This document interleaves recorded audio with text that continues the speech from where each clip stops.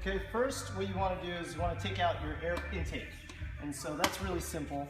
And all you gotta do is take out your air box, your airlet, or whatever intake that you're running. And then you want to take off your intake arm. You can unplug your connectors here for the map sensor and the throttle position sensor, and then release the clamp to get this out of the way. Then we have a clear view of our throttle body. So from here, what we want to do is clamp down. I use kind of these clamps to clamp down the coolant hoses so I don't have to drain the coolant all the way. And I'll clamp it right here where the intake manifold valve goes into the heater or into the throttle body, and over here on the opposing side, right here, so I can unclamp this hose and this hose without a whole lot of coolant coming out. Then I'm going to take my pliers and just unclamp the hose clamps and pull these hoses off. If you get a little bit of coolant that comes out, that's okay, as long as it doesn't keep pouring out habitually. Then I'm going to disconnect our hoses from our hard lines down below here.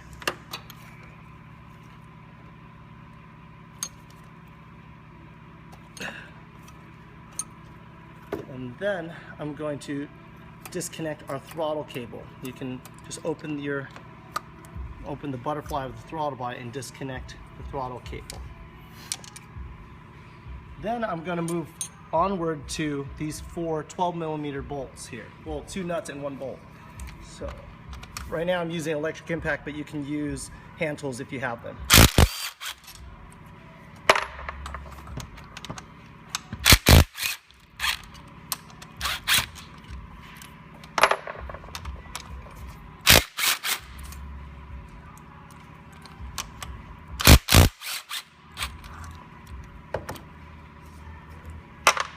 From here, it's as simple as just removing the throttle body, and here we have it right here, your original stock throttle body. Okay, so here we have our stock throttle body already taken apart. So what we want to do is take our existing hoses, throttle position sensor and map sensor, and transfer them over to our new throttle body. So first, the disassembly. Take our pliers here. Take our pliers and take our hoses off.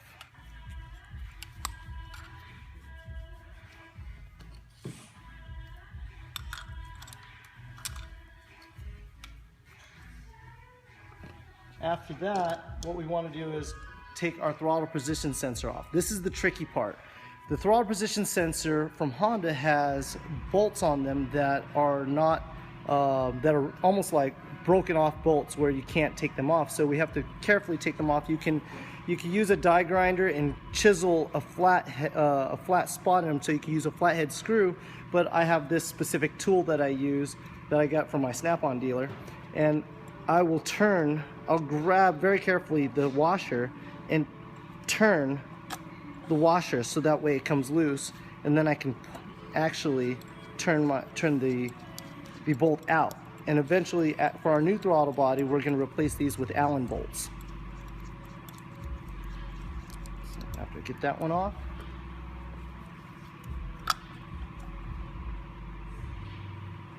then I'll get this one off. All you gotta do is just turn the washer, and try to turn the bolt itself by hand with my fingers here. This is probably going to be the hardest part about transferring everything over to the new throttle body.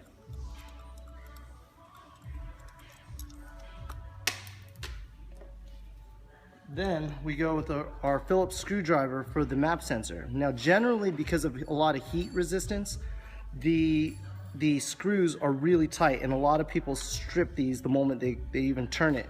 So what I like to do is get a pair of dikes, and I just hold on to them really tight here just to break them loose. And I break them loose, and then the rest of it I can do the rest of it I could do with the screwdriver, so that way I don't strip the screw head.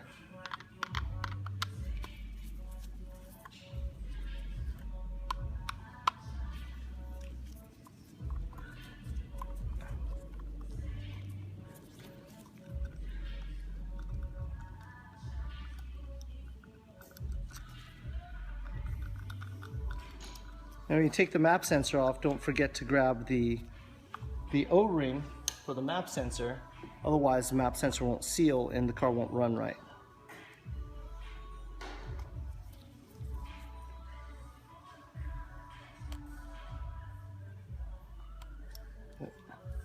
Okay. So for the throttle position sensor, because of the Ballade Sports throttle body is used for multiple applications, not just the S2000, we do have to modify the throttle position sensor just a little bit to reach the voltage of calibration. So after I take off my gasket here, what we do is, well, you don't want to break the gasket, but what ends up happening is they get real brittle, and so that does happen sometimes. You can tape them together or glue them together, and you should be okay. It's just to really keep moisture out of the sensor. And then what I do is I pull these little rings out so I can reach a wider range on my voltage. And then I take a small round file and I just file the holes a little bit to elongate the range.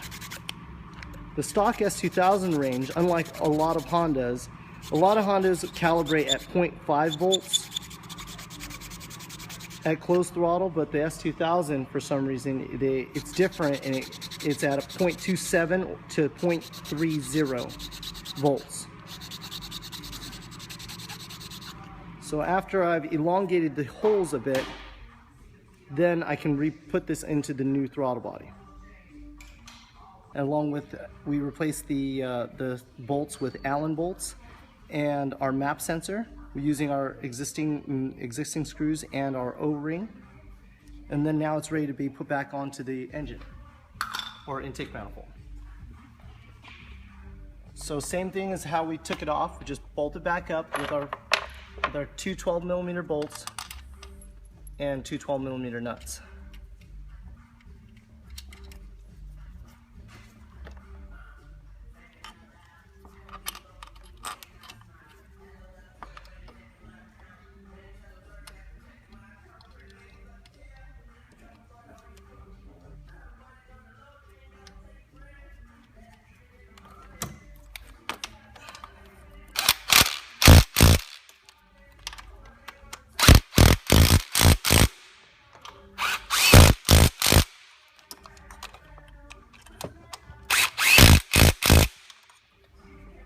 Then we can reconnect our hoses,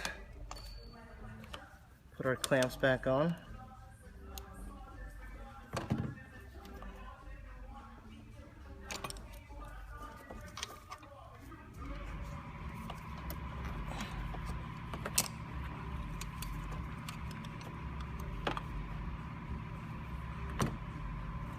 Reconnect our throttle cable.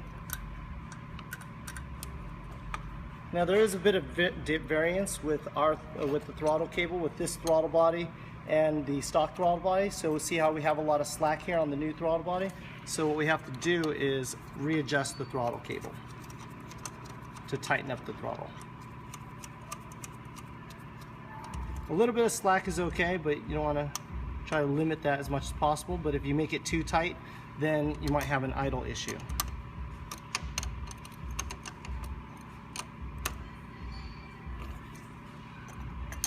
Now I can take these off of our hoses.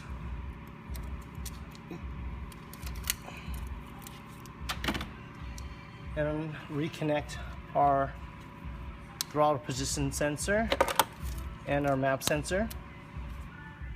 And then now it's time to calibrate the throttle position sensor. What we're using over here is a Snap-on Ethos scanner, and you can see I have the settings to show the data of the voltage on the throttle position sensor. So right now it's reading 0.31, 0.29 volts. And generally we want to be around 0.27 to 0.30 volts. So I'm going to adjust it down a little bit. And using a 1/4-inch ratchet with a 4mm socket or Allen socket.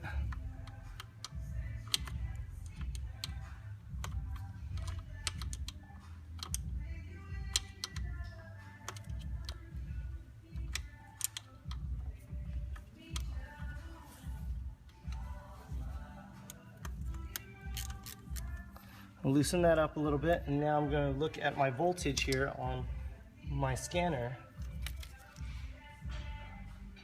And now I get to 0.27.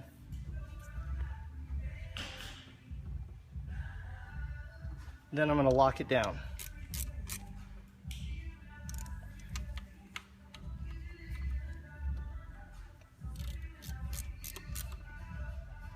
You can also use a voltmeter if need be. If you don't have access to a scanner, then what you could do is you can use a voltmeter and kind of tap into this red wire here on the positive and then ground the negative, and then the voltage should show 0.27 or 0.28 or whatever voltage you're at, so you can adjust and calibrate that. Then afterwards, now we just plug back in our sensors and we're pretty much good to go. We can plug back in our intake arm.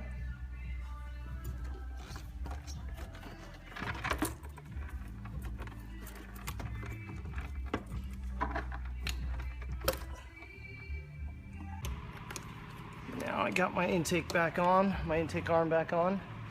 And you always want to double check the vacuum lines right here for the air pump, because when you're moving this around and pulling this off, it's really easy for these to come out, and you'll get a check engine light for secondary air without knowing why. So after that, we just put back our intake box.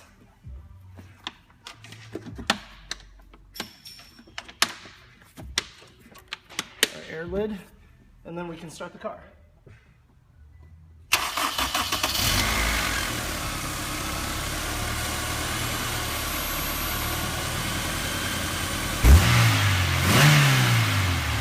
And we're all done.